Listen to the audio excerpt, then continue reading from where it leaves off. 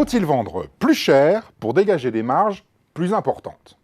Le luxe est-il synonyme de bénéfices plantureux et le low cost doit-il se contenter de maigres profits? Eh bien, ce n'est pas aussi simple que cela. Fondamentalement, la différenciation est une stratégie concurrentielle qui consiste, par rapport à l'offre de référence sur un marché, à proposer soit une offre plus élaborée et plus chère, on parle alors de différenciation vers le haut ou sophistication, soit une offre moins élaborée et moins chère, et on parle alors de différenciation vers le bas ou épuration. La différenciation vers le haut est le positionnement choisi par exemple par BMW, Häagen-Dazs ou Apple, alors que la différenciation vers le bas correspond à l'approche de EasyJet, Dacia ou Aldi. Or, que vous choisissiez une différenciation vers le haut ou vers le bas, l'important consiste à créer un écart positif entre le prix et le coût. De fait, il existe des industries où l'augmentation de coût n'est pas compensée par une augmentation de prix équivalente. Dans ces industries, plus on monte en gamme, plus la rentabilité diminue. C'est par exemple le cas pour les restaurants étoilés et les hôtels de luxe.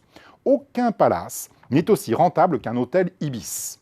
Alors que les grands chefs ouvrent des brasseries ou labellisent des surgelés pour financer leurs prestigieux restaurants déficitaires. De même, Tesla a beau vendre ses voitures plus de 100 000 $, il perd environ 9 000 $ sur chaque vente. La situation d'Aston Martin est encore pire. Ce constructeur de voitures de luxe a perdu l'année dernière 40 000 € sur chacune des 3 600 voitures qu'il a vendues. Réciproquement, la différenciation vers le bas peut être telle que même avec des prix très faibles, on peut obtenir des marges conséquentes.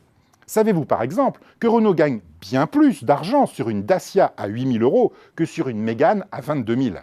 De même, avec une marge nette de 19 %, la compagnie aérienne la plus rentable du monde est Ryanair. À chaque fois que Ryanair vend un billet Dublin-Beauvais 50 €, elle réussit à dégager un profit de presque 10 €, ce qui lui a permis d'engranger un bénéfice de 1,2 milliard d'euros en 2016.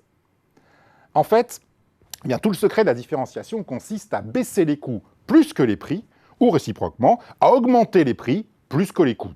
On peut ainsi gagner énormément d'argent avec une offre low cost et au contraire se ruiner en vendant des produits de luxe.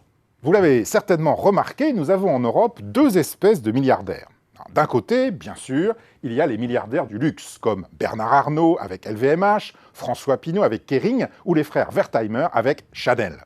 Mais de l'autre, il ne faut pas oublier non plus les milliardaires du low cost, avec Ingvar Kamprad chez Ikea, Michael O'Leary chez Ryanair, ou la famille Albrecht chez Aldi, ou encore la famille Bic. La stratégie de différenciation vers le bas n'est certainement pas une stratégie de gagne petit, bien au contraire.